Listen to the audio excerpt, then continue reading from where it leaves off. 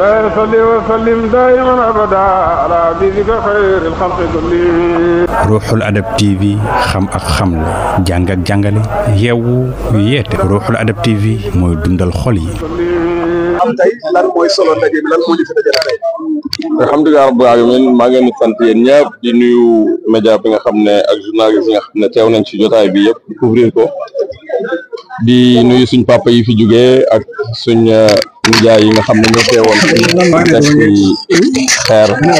def pose première pierre pour benn projet boo xam ne benn jumaa la ak benn moderne lay doon xam ne dafay jàngale alquran jàngale diine jàngale xam-xam yi jamono mu nekk koo xam ne dañ ko def di ci roy seen waajur yi nga xam ne ñoom tamit dañ ci roy seen waajur mu Cheikh al Islam ak Hadj Ibrahim Niass kon ñun amuñ benn liggéey boo xam ne mën nañ ko liggéey fii gudut ñëw jéem a góorgóorlu gi nga xam ne ñoom moom nga ñu indi woon mooy seen projet mooy ee nit ñi ee seen xel yi ci xam-xam yar leen ci diina jàngal leen jaamu yàlla jàngal leen liggéey jàngal leen yar loolu rek moom mooy jëmale nation bu nekk kanam loolu nga bàyyi sanc loolu nga bàyyi sos fii ci Medina Baye yonent bi ci loolu nekkoon Cheikh Tidiane ci loolu nekkoon suñ maam Seyda gi ci loolu nekkoon ñëw fekk ci suñ waajur yi ak suñ nijaay yi ñu jàngal ñu ci loolu ñoom tamit kon buñ ñëwee dañuy jéem a topp seen yoon rek pour jéem a góorgóorlu ci li nga xam ne ñoom ci lañ nekk pour jéem ci am ñu nit suñ empreinte boo xam ne ñun ngay yokk waaye yokkul yàlla yokkul yonent bi yokkul bàyyi ñun ñooy góorgóorlu pour bokk ci ñi nga xam ne yàlla tànn na leen yonent bi tànn na leen pour ñu liggéeyal ko wala pour ñu participer ci diinam kon fii tey dañ fi doon teg pose première pierre ci teewaayu imam Cheikh Tidiane Ali Cissé ak imam akbar ak Cheikh Mahi Cissé nga xam ne mooy porte-parole yi Fayda Tijaniya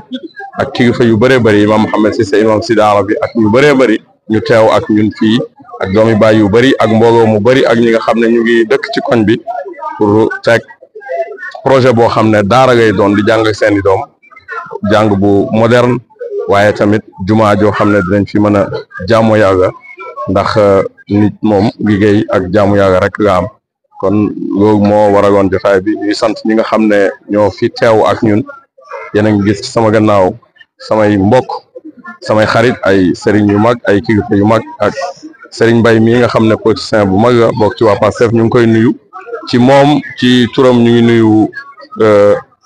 premier ministre réew mi ak président wu réew mi ak kilifa yi nga xam ne ñu ngi ci réew mi yëpp di ngeen ñaanal yàlla ñu yàlla dimbale leen bañ mën a dimbale waa réew mi def fi koo xam ne dina jëriñ population bi dana jëmale réew mi kanam di sant sama rak Cheikh Jagaluddin Cissé sant Cheikh Nadir Cheikh Abdoulaye Cissé ibn imam ak ñi nga xam ne ñëpp ñu ngi àndoon ak ñun di sant suñ xarit yi nga xam ne ñoom ñoo àndoon ak ñun ci bés bi muy le président Mohamed Ndiaye Rahma nga xam ne du ma dëñ ci di ko gërëm toujours parce que man jàpp naa ne ci histoire yi politique yi Medina Baye ci sama gis-gisu bopp man jàpp ma ne am na koo xam ne mës na ci participer ci itte bi nga ci façon bi nga xam ne moom nga ci participer moom donc kooku dama koy sant di ko gërëm toujours di wax toujours ne man moom fépp fu mu nekk rek gépp gu mu nekk dama ci ànd ak moom maa ngi koy ñaan ak yàlla maa ngi koy gërëm ndax ay actam yu jiitu yu rëy yu fort yoo xam ne dara mënatu koo effacer di sant sama xarit Cheikh Baye Oumou bi nga xam ne tamit dama ko boole ci ñi ma jégle bés bi ndax liggéey bi nga xam ne mu ngi koy def ci dëkk bi te ñëpp xam ko omra bi rek moo ci mujj gis ngeen wëfdu bi nga xam ne ñoo ko topp Saudiya kon kooku ku jara ñaanal la ndax am na itte bëgg na bu baax yal na ko yàlla dimbale ak sama xarit Cheikh Sharafuddin ibn Haj Abdullahi nga xam ne depuis ma commencé di ñëw jóge Qahira di ñëw vacances ba léegi ci laa ko miin di ànd ak moom di ñëw néegam di ñëw ba mu sanc kër may ñëw këram ñu nekk ba léegi tàqali ko wuñ nit ku baax la maa ngi koy ñaan ak yàlla guddal fanam di sant sama xarit tamit Mame Baye Seck bi nga xam ne képp ku ma xam rek xam nga ma ak moom di ñaan yàlla yokk mën-mënam yàlla yokk kàttanam di gërëm tamit sama xarit muy Cheikh Nazirou Seck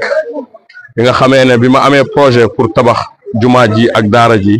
dama amoon benn suuf bu yàgg mu jigi ma jaay ko pour samay soxlaay bopp gannaaw gi moom mu yëkkati suuf jox ma ko ne ma pour ma def fi jumaa ji boobaa léegi ëpp na ñetti at tey bi ma utee beneen barab boo xam ne bokkut ak barab boobu damay jàppaat rek ne moom moo joxe barab bi suuf si kon damay sant yàlla ci boobu di ko ñaanal yàlla moom it projet yi nga xam ne am na ko ci dëkk bi te mu ngi koy def gis ngeen hôpital bi nga xam ne commencé na ko tabax fii ci gannaaw te sori na loolu fi mu nekk nii muy lépp loo xam ne rek dafay jëriñ société bi kon mu nekk ne rek ay xale ay Taalibe Baay ay xale yu dëkk Kaolack yoo xam ne ñu ngi dem di ut xaaratuñ sax état mais ñu ngi ut seeni moyen wu bopp tey en général xale bu njëkk bu mënaan dara wala mu xam dara am na feneen fu muy dem am na yeneen yu muy xalaat kon bu ñu demee ba nga xam ne fii ci dëkk bi léegi jeunesse ku mën dara wala di jéem a mën dara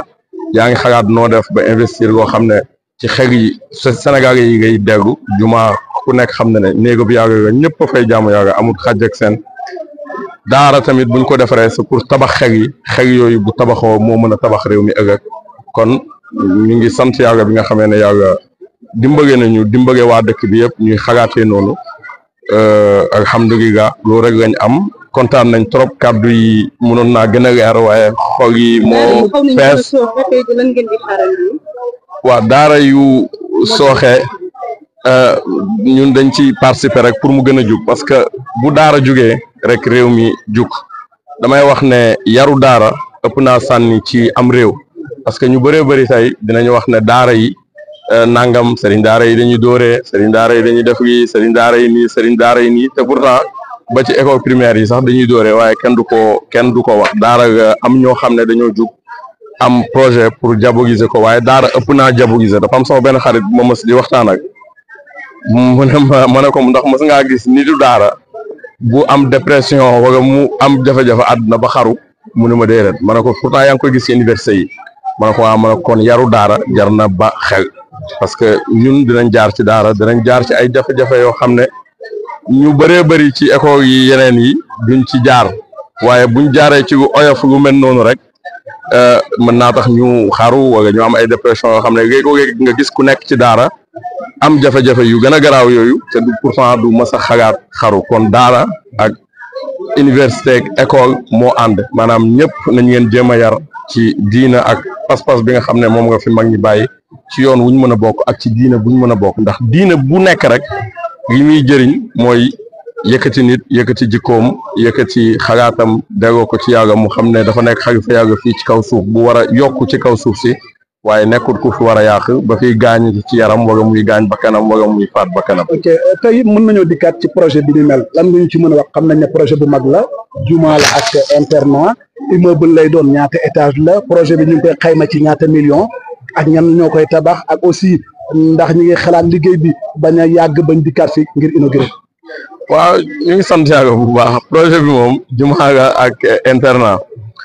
boo xam ne commencement bi R+1 lañ bëgg mu nekk dañu am programme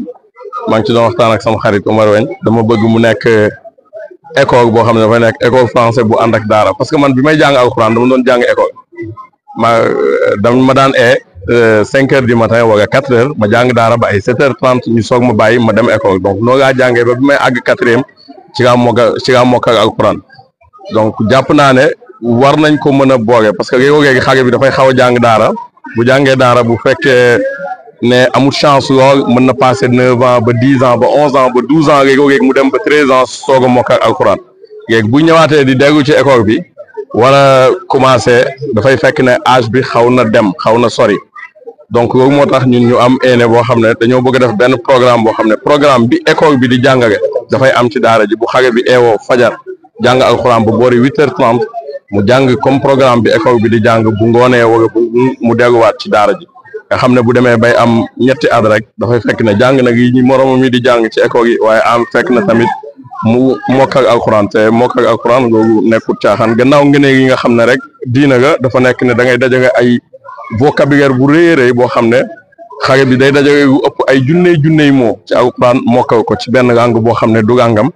loolu mën na commencé di am lu muy def ci xelam pour mu gën a évoluer pour mu gën a mën a am xel te boo seetloo xale yi nga xam ne dañuy jógee ci daara ji buñ demee ci école tubaab bi dafay xaw a yomb ak ñoom loolu kon ñu ngi. for nañ ci yow bay 300 millions ci yéene bi yëpp wala lu ko ëpp est-ce que mën ngaa dëggal somme bi jëm foofu.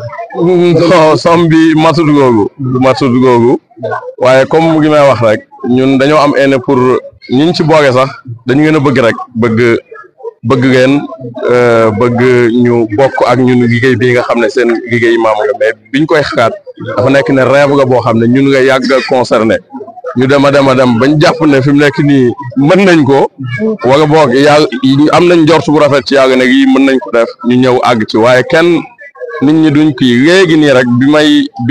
bi ñuy pare ci teg xeer bi rek ci la sama papa ak imam Cheikh Mahi Cissé te sama loxo am som bu mag bu ma tudd ne ma maa ko participé ci jumaa ji boo ooyee Ousmane Diop suba mu jox la ko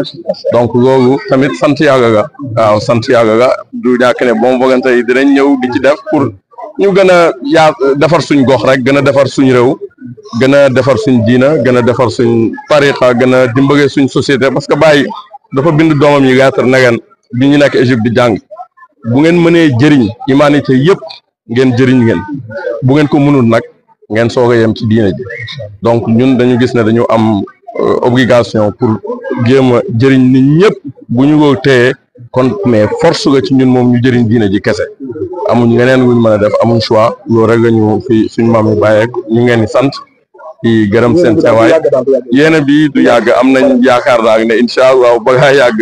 bu ñu fi yàgg bàyyee ànd ak wér danañ dajewaat fii inauguré ko bu soobee. shukran akh Munir ala هذه الفرصة الطيبة أشكر لكم حضوركم في هذا الموضوع المبارك. الفكرة التي راودتني هي الفكرة التي راودت آبائي وراودت أجدادي من قبل وهي القيام بخدمة الدين وبخدمة الطريقة وبخدمة الفيضة. أعتقد أن شيخ الإسلام الحاج إبراهيم ياس حين وصل إلى هذا القطر كان أول شيء ما قام به هو بناء مسجد وتكوين يعني مركز إسلامي وإن لم يكن بالمفهوم الذي نتحدث عنه اليوم لكنه مركز حقيقي أنجب أولئك الذين تعرفهم من فطاحلة العلماء الكبار مقدميه الكبار حاج ما عبد الله حاج سيدي علي سيسى حاج سرين بي الحاج محمود جوب وغيرهم من كبار المقدمين. إذن اليوم نحن أيضا نحاول أن نسير على خطى آبائنا وأجدادنا بتأسيس مركز إسلامي يتكون من مسجد ومن مدرسة قرآنية حديثة مدرسة قرآنية فرنسية في نفس الوقت. يعني مدرسة أفكارنا هي أن تكون مدرسة تعلم القرآن وتعلم المناهج المدرسية في نفس الوقت لأن هذا شيء ممكن. أنا حين كنت في معطى مولانا كنت أدرس القرآن وكنت في نفس الوقت أدرس المدرسة. أستيقظ الساعة 4:30 أو الساعة 5 فأذهب إلى الكتاب فأدرس القرآن حتى إذا كانت الساعة 7:30 التحقت إلى المدرسة كغيري من باقي الطلاب أو التلاميذ وقد كنت في ذلك حتى الصف السادس ابتدائي حيث أنهيت حفظ القرآن الكريم. وأعتقد الآن أننا نشاهد أولاد يذهبون إلى الكتاب صحيح أن آبائهم يحبون أن يدرسوا القرآن وهو أهم شيء حقيقة يعني لا يوجد كنز مثل القرآن لكن أيضا نلاحظ أن الأولاد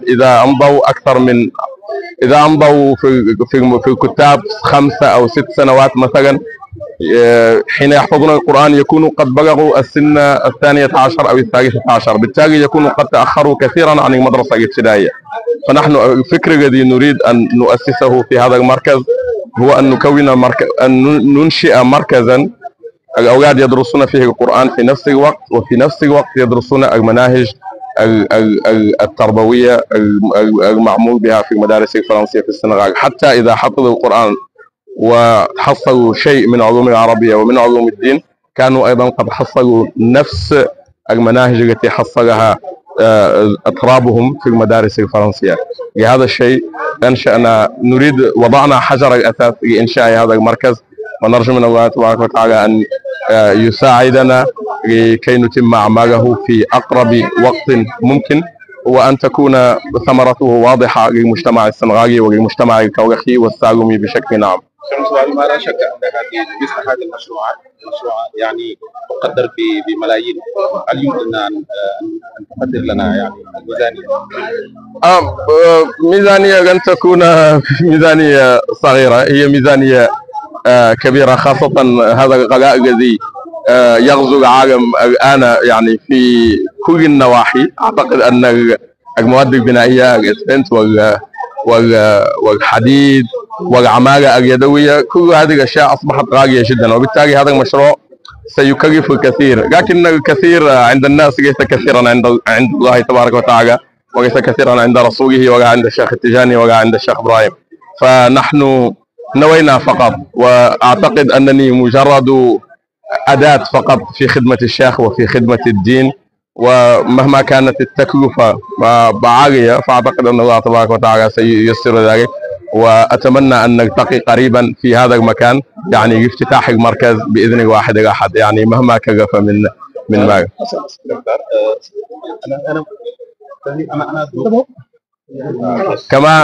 كما أيضا أريد أن أزيد نقطة، وهو أنني أملك زملاء وأصدقاء يعني في هذه الحضرة، لا هنا حتى في هذه الحضرة، ممن يحبون فعل الخير وصنعه، كالشيخ نذير ساك والشيخ باي طيب والشيخ منباي ساك والشيخ شرف الدين، وصديقي السياسي العملاق الشيخ محمد جاي رحمة، الذي تعرفون الأشياء التي ساهم بها في هذه المدينة من أعمال خيرية وبرية كثيرة. وبالتالي وبركة الشيخ بإذن الله. وكما قلت الآن الشيخ ماحي علي سيسي المتحدث الرسمي باسم الفيضة، يعني بعد أن وضعنا الحجر مسك بيدي وأخبرني بأن هناك مبلغ كبير هو الذي ساهم به في بناء هذا المركز، وقال لي يمكنك أن تتصل بعثمان جوب أو سيتصل بك غدا لتسليمك هذا الشيء. هذه فقط هذه اللفتة أو هذا المبلغ الذي يكون أول شيء دخل هذا المركز، أعتقد أنه من يد مباركة كيد شيخ ماحي. أعتقد أن ذلك إشارة إيجابية من الله تبارك وتعالى بأن الأمور ستتم على خير وفي أسرع ما يكون. وأخيرا من الملحوظ أنه جميعا حضروا يعني بعد الحضرة وعلى رسم الإمام، ماذا شعرت؟ والله شعرت بشعور عظيم، يعني كاد الزهو يقتلني أولا، حتى حين تحدث أبي يعني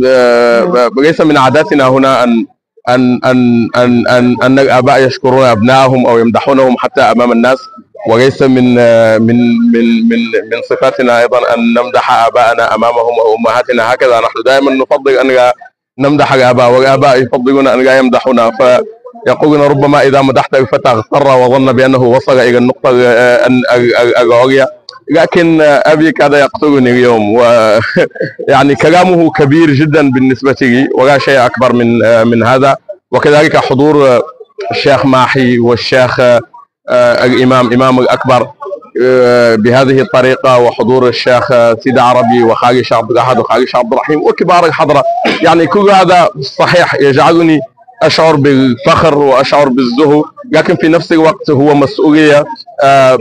كبرى على أن هؤلاء يجب أن لا تخيب ظنهم، يجب